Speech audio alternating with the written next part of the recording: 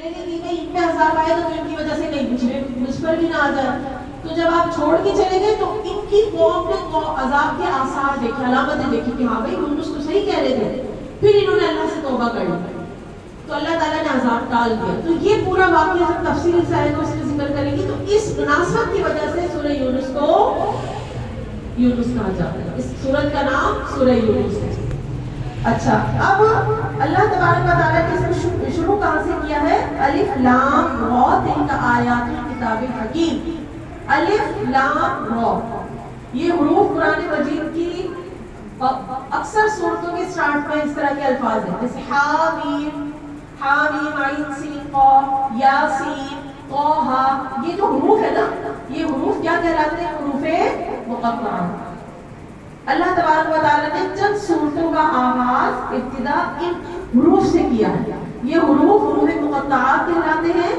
اور ان کا صحیح علم کہ الف کے معنی کیا ہے, لام کے معنی کیا ہے, را کے معنی کیا ہے, اس کا صحیح علم اللہ تعالیٰ ہی جانتا ہے. آپ تفسیر میں اٹھا کے پڑھیں گے نا, ان کا کوئی میننگ نہیں لکھا ہوا تفسیر میں. اللہ نے نہیں بتایا, ہمیں نہیں بتایا, اللہ تعالیٰ جانتا ہے. اور یہ قرآن کس میں نازل کیا بتائیں؟ تو اللہ تبارک و تعالیٰ نے یہ کتاب نبی علیہ الصلوۃ والسلام پہ نازل فرمائی.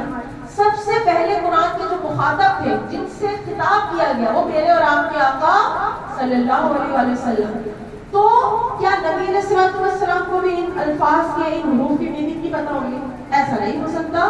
کیوں؟ کیونکہ دیکھیں, جب نبی علیہ الصلوۃ والسلام پر یہ کتاب نازل کی جا رہی ہے اور اللہ تبارک و تعالیٰ آپ سے خطاب فرما رہا ہے, تو آپ سے اس زبان میں خطاب فرمائے گا نا جس کو آپ سمجھیں گے.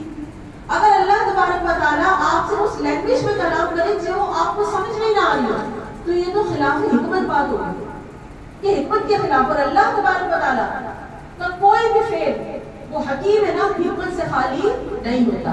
اب دیکھیں, جیسے مثال کے طور پہ میں نے آپ کو درس قرآن میں بلایا, آپ اردو سمجھتی ہیں, میں آپ سے چائنیز میں آپ کو تفسیر سنانا شروع کر دوں, آپ کیا کہیں گے؟ ہمیں تفسیر سنیے تو ہمیں ہماری زبان میں سمجھایا جائے نا. تو جب مخاطب سے کلام کیا جاتا ہے تو اس سے اسی کی زبان میں کلام کیا جاتا ہے.